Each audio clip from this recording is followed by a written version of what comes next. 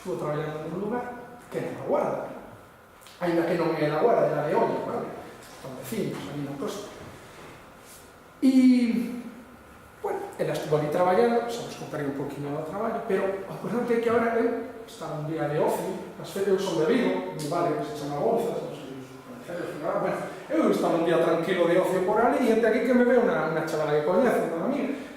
Ai, Andrés, te vou contarte unha cosa chulísima. Ostras, que vas a contar? Te va a gustar. Mira, esta chica da clase no instituto de francés, vale? E dice, a directora do instituto díxome que o seu fillo estaba en sexto, se levaba aburrindo anos no cole, pobre, e que este ano o tipo decía que nunca o vía así, nunca o vía así. Emocionado, con ganas, 30, tal. ¿Por qué? Me dice, porque resulta que me dice que ten unha profesora nova, moi nova, que anda contándolle cousas da memoria histórica, a facer por aí, a preguntarlle a xente, e o neno, e a profesora, que é a directora do instituto, contaba que unha alegría brutal, oye, novedades, o que me, de emoción que me producía. A mí dice, no, bueno, non me contes porque a maestra nova esa coñece de sobra e sabemos o que facemos. Isto é moi bonito, porque as cousas suceden, e a xente o ve. Non só conseguimos conciencia, tamén a emoción do saber, ¿no? Porque isto que está tratado tamén na educación primaria. Pero esa emoción do saber va enfocada a algo, a cousas moi interesantes que os nenos non son idiotas. Mirad, eu sempre digo aos alumnos, cuidadín con pensar que os nenos son os ciudadanos do futuro, porque estamos robando o presente. Non, eso dicen os políticos, que máis non se cansan de dar llamar. Non, os ciudadanos do futuro non, son do presente, eles teñen presente e saben falar do presente. Ahora estamos vendo que hai rapazas de 16 anos que de repente van a protestar polo cambio climático, 16 anos. Pero que os rapaces de 11 e 12 tamén pensan que os de 10 e os de 9 e se interesan moitísimo. E agora vamos a un poquinho simplemente unha pincelada destas experiencias na aula, como de repente chegamos a aula e como, pues traballamos a través de eso, de patrimonio, de lugares que les coñecen, e os ponemos, por exemplo, nun caso, Castroverde, os ponemos que lugares de Castroverde que les coñecen, que ven da vida cotiá, asumen como que valoran, non? Pois unha fonte porque é moi bonita, un castillo porque é antigo, e de repente, e isto que é? Tú ves por onde vou, non de Castroverde, bueno, Castroverde está o monumento da vida, para todo quedarme en blanco, da parroquia, como se chama? Bueno, non é parroquia próxima, pero está ali a Castroverde, non? E o monumento de todos os mortos, os nenos. Entón, todo o traballo aí recuperado. Fijaros, o traballo se vai facendo de diferentes tipos, non só é a funcionar, pero de repente no momento que vemos como a funcionar de repente se convierte en algo como no cénic do proceso. Porque claro, bueno, hai que intentar preguntar, recuperar as aulas. Eles se nota moito que nese monumento sale un que pone ali ao lado, maestro insigne, mestre insigne. E entón os nenos, mirade como os nenos pensan, miran para os mestres que están con eles, e dice, pero tú podías ser él. Por que están intuindo que un neno que está, un maestro que está dando clases diferentes, que está facendo cosas diferentes, tú podías ser él? E de repente, intentan buscar o mestre, ya. De repente, uno de estas nenas, resulta que da casualidad que encontra a unha muller que non é que lle dera clase ao mestre, porque aquí está o tempo se nos va. Pero ao final, a través de encontrar unha muller que foi amiga íntima de irmá do mestre e conviviu con ela, e entón a nena esta que a boa de un deles lles conta tragedia, que conviviron, e de repente esta señora se convierte nunha especie de protagonista da aula, unha especie de ser especial, que lles trae nas noticias do pasado terribles, porque ademais ela non só se utiliza para recordar a barbarie do franquismo do que pasou ali, que foi pero sino tamén para demostrar que tiempos tan sórdidos se construíron logo, porque a muller, e máis eles quixeron poñerlo como lema do... Estuvo ali mientras se levou a cabo a actuación, e ali quedou, e ponía, lles dixo algo así como, en estos tempos, e además eles veron moi ben, captaron moi ben que era porque era muller, entre outras cousas, claro, que tocaba, hai que repartir a quien lle toca. Pito, a nena non estudia, entonces decía, a miña escola foi a Leira e o meu mestre o legou. E o tiñan escrito para que veran que tempos vividos e se trasladaban, cosa que eles xa non é eso. Vale, entón, Vamos vendo como poden reconstruir eso. Fijaros, cuando eles como mestres se preguntaban si podría haber conflicto ao levar estos temas á aula da memoria, evidentemente, es decir, pode haberlo, pero se a vosa acción colectiva, e además me mando que traballen cooperativo, non? Les digo que, pues, é forte, que pasou neste cole, que é o cole instituto, non? Se lles ocurriu como acto final, vos traballáis algo de que a memoria aflorara logo a outros lugares, ¿no? E isto que traballamos tamén, que son non que a actividade da aula, sino que se fagan aulas se traslade a sociedade, ¿no? E eles construíron unha obra de teatro. A obra de teatro era con frases e contar sacadas da memoria, asentes, e despois como iban, eles iban actuando e cada cousa que sucedía traumática, porque todos acaban tirados do chan mortos, iba caendo un dos dereitos humanos. Dos dereitos humanos que todos defendemos, verdad? Todos defendemos dereitos humanos, pois iba caendo un de un. Que pasou a querer escenificar? Conflicto. Conflicto, precioso. Conflicto. Pero eles supieron gestionarlo moi ben, porque cando pasou o conflicto, que pasou? Eles buscaron aliados dentro do profesorado. A obra se levou a cabo, con moita cortapisa por parte da dirección. Unha das cousas que lle asombrou a eles como alumnos é que esa dirección do centro non tuvo ningún problema en enviar os nenos a unha obra de teatro, financiada por un banco, donde os nenos se lles decía, vos tenéis sueños vosotros, ¿verdad? Os gustaría tal, pero no lo vais a tener si no tenéis unos ahorros, una cuenta. Esto no hubo problema en llevar a los nenos en carretillas todos para la obra. Bueno, todo esto pues porque no son tontos o que no como estas, pero en cambio tuvo problemas donde los nenos escenificaban cómo iban asesinando a xente, además de una forma muy bonita. Ti, muller que tal, bum, bum, as mulleres, non sei que, os dereitos humanos, cae un dereito humano. Isto pode ser hoxe en día cuestionado por un, pues ainda cuestionan. E cual é o alegato? No vamos a levantar.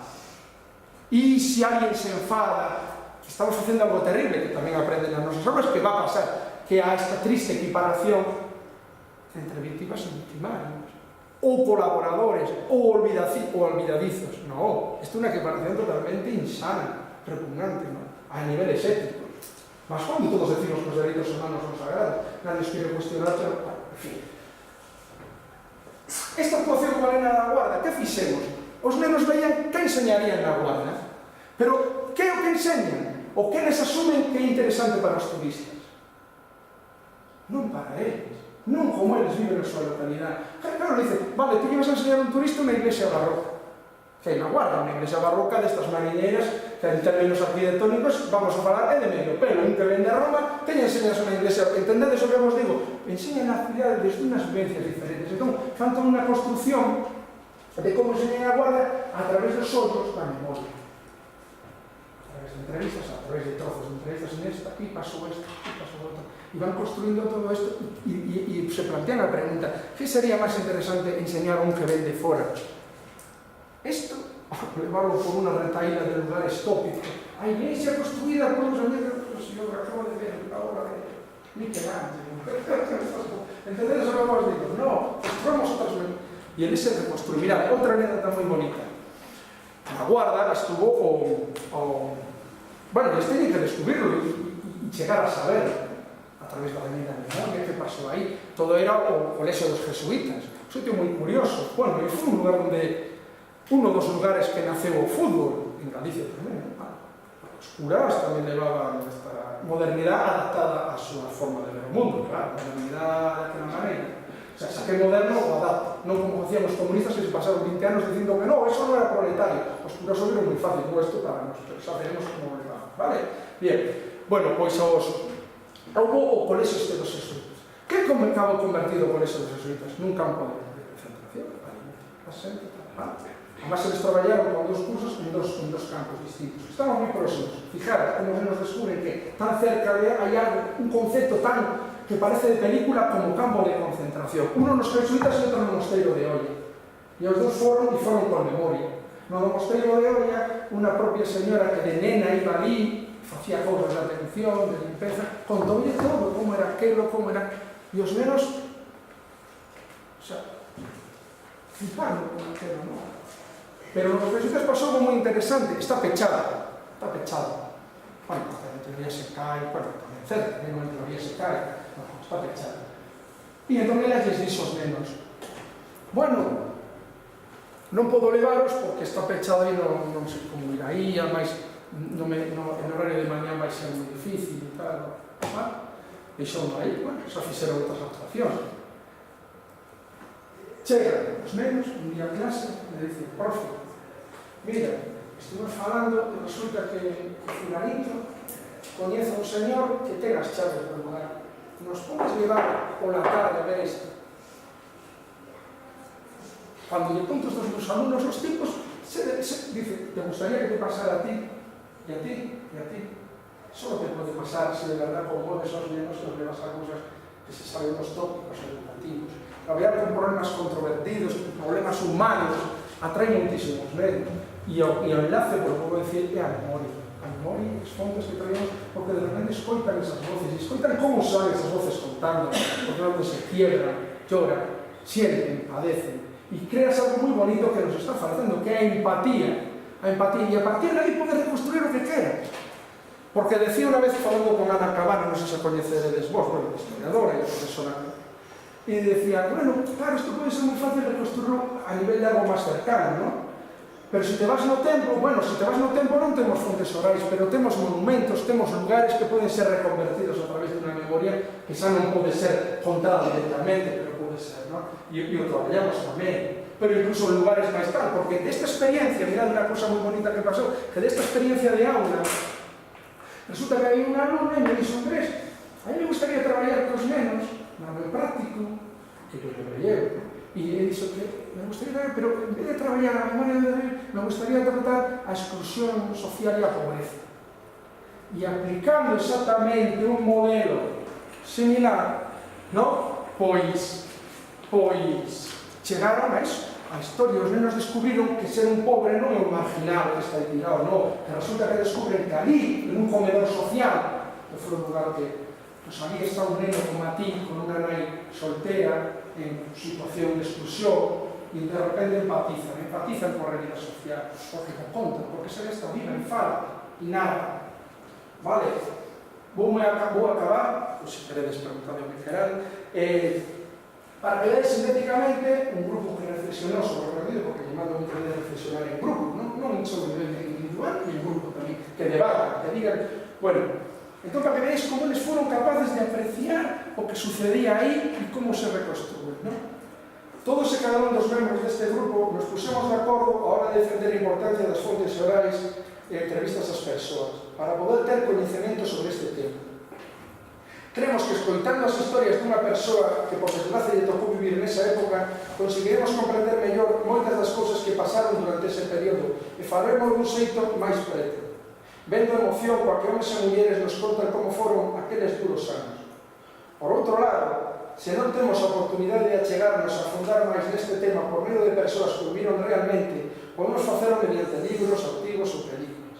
Pero, de novo, grupalmente defendemos que, na maioría dos casos, é mellor que recollan e registren historias en primeira persoa ou feitos totalmente reais para que o se está vendo ou lendo o faga con coñecemento de que iso pasou realmente e non é unha simple historia que nos conta.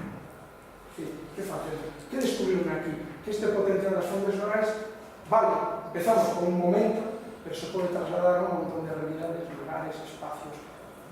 En todos os sitios sucederon cousas, pasaron cousas un pouco a problemas tío, onde poden chegar a vale? E facelo de unha forma que se reconstrua didácticamente. E pola miña parte é todo, non? Se vos queredes agora interrumpir, pois nada. Gracias.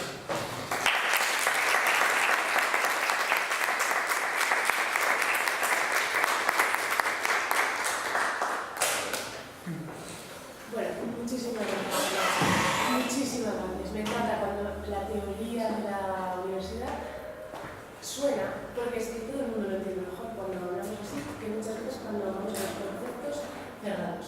En el cole, cuando trabajo con ellos, que creo que es muy importante, muchas veces algunos profesores desprecian a los de infantil, otros a los de primaria, otros a los de secundaria. Yo creo que si va a ser educación básica obligatoria, todos tenemos que estar en equipo, porque si haces una buena labor en infantil y en primaria y en secundaria los dejas, es que es un momento en el que están empezando a hacerse un poquito más adultos y muchas veces llegan y se desamparan, porque como pues, por el sistema educativo que tenemos, porque los profes que hay allí, su formación no ha sido pedagógica, ha sido más cuando hablamos de estos temas en clase, como dices tú, es muy difícil a veces pues, con los conflictos que surgen. Entonces, yo lo que intento, no sé si tú puedes hablar o qué opinas, yo lo que intento es mantenerlo siempre muy objetivo. Decirles que todas las dictaduras suponen reprimir a la gente, por ejemplo, yo qué sé. O cuando dice, no sé, o que en otros países se estudia la dictadura fascista de Mussolini y de Hitler y de Franco, y en el nuestro propio no se pone a Franco al mismo nivel. Intentar mantenerlo objetivo. No lo sé, para que funcione un poco más, porque claro, ellos también ya son más mayores en secundaria, también tienen las ideas de los padres de casa, que se nota mucho, entonces hay que ser muy delicados también. Y básicamente eso, mantenerlo objetivo. Pues que somos el segundo país del mundo con más votos sin identificar después de Camboya. De un lado y del otro, da igual, ¿no? Eso no, que no puede ser, que ahí hay un hueco, ¿no? No sé, eso. Y que realmente, porque muchas veces dicen, sí, pero todo el mundo mató a todo el mundo, ¿no? De la parte de Franco y tal, también mataron a la gente. Perdón, de la otra parte. Y entonces les digo, claro, pero tomamos en cuenta que pues siempre hay que pensar quién es la fuerza del Estado, quién es la fuerza del ejército, quién es el que está haciendo eso oficialmente. Después lo que haga la gente no es lo mismo lo que hace la gente popular que lo que hace alguien desde el gobierno, desde nuestro gobierno. Intentar mantener el objetivo, no sé. Y luego, cuando decías que preguntabas a tus alumnos de magisterio sobre cuál era el suceso de la historia de España más relevante, y decían la guerra civil, pues muy vinculado con la guerra civil, y lo vinculaban Lorca, Hernández, toda esta gente, está la expulsión de los judíos en el siglo XV y la de los árabes en el XVII. Porque y ese fenómeno que fue básicamente un ensayo del genocidio que luego cometimos en Sudamérica, se ensayó aquí. Yo estuve investigando un poquito esa época de la historia vinculada a la de la dictadura, y es que está súper relacionada. De hecho, tú lees los testimonios de los inquisidores, de Cisneros y todo, que eran judíos conversos, porque es que casi todo el mundo en España, a finales de la Edad Media, eran mestizos. Y alucinas la labor que tuvieron que hacer para borrar esa memoria y cómo ellos lo escriben y escriben. Tenemos que conseguir que no quede memoria en España de lo musulmán. Y cómo lo escriben y cómo se hizo y cómo se destruyeron pueblos del norte de España, la tala de olivos masiva por parte de Isabel la Católica para reconstruir el paisaje español a menos arabizado, y cómo pues bueno, toda la represión que hubo ahí luego fue lo que se llevó también a Sudamérica a partir de 1492. Esta misma política de cristianización que mandaron que se tenía que hacer desde París y desde el Vaticano en España fue un ensayo de lo que luego llevamos a América, y eso está muy conectado y no hay memoria histórica de eso, y muchísima gente dice que los árabes en Asturias no estuvieron, que de Covadonga no pasaron, y está muy relacionado con esto, con lo mismo, como dices tú, hay un blanco de la memoria, y entonces pues no sé, ¿qué opinas de estos temas? Y también se podrían conectar y se les podría traer... Sí, para mí totalmente, porque a través de un tema, se puede decir que para mí es muy interesante que puedan reconstruir el pasado, claro, el pasado son sin fuentes orales. Exactamente. Pero igual, hay una memoria. Entonces descubren que la memoria está. Otra cosa es cómo reconstruyes esa memoria. Y otra cosa importante, también otra realidad es que vinieron luego. Es decir, porque hay un problema que yo intento trabajar con ellos, que es un problema fundamental, es decir, a barbarie, creo que no hemos descubierto nada, ¿no? Pero a él sí, si descubres algo que a barbarie se perpetúa y se justifica a medida que deshumanizas a otro.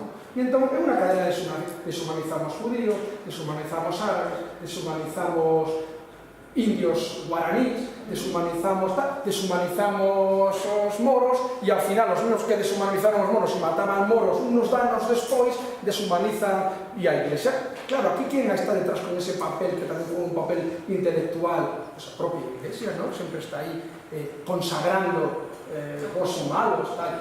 Pues o futuro siguen deshumanizando, porque isto é así, e na medida que non paliemos eso e que eso non entre nas aulas, esas nuevas aprendizaxes sobre que somos e que queremos e como nos vemos no pasado, e xogar a facer un pouco de ajuste de cuentas do pasado, non construiremos nunca nada positivo. Hai esas frases manidas que les utilizan como un mantra, conocer la historia es la mejor forma de vivir. Digo, ¿qué pasa? ¿Que los nazis eran analfabetos? No sabían los nazis de historia, ni eran cultos. No, no confundades. Conocer la historia y emprender acciones cívicas y útiles na sociedade para erradicar unha medida que se coñeza pero non se faga nada, non se erradica nada. E onde podes facer vos? Uno, lle gustará manifestarse na vía pública, pero vos como mestres tedes unha oportunidade increíble que traballar nas aulas, e ese traballo mellor vale máis que unha manifestación na vía pública, entendedes? Sin quitar ao outro como a ver, non. E o que decías de que nas pero non fagas así, porque si non... Porque o mellor quere preguntar, que o mellor quere preguntar a alguén máis. Sí, quería terminar. Sí. Simplemente termino. Lo que decías de que no había fuentes orales del...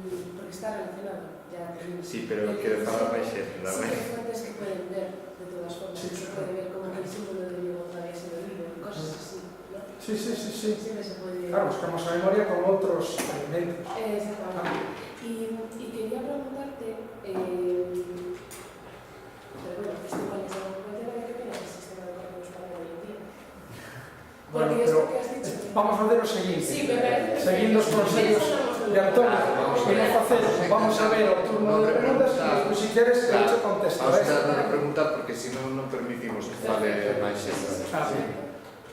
Quen dirá, sei que dirigente. No, eu que veo varias pero manos. quero dicir, porque vexo que hai máis Sí, xente por eso, que falar, pero- eu vexo dende aquí. Pero digo que moderas ti. Sí, no, que xa van falando. Bueno, eu venho dunha facultade de Ciencias da Educación e gustoume moito a charla.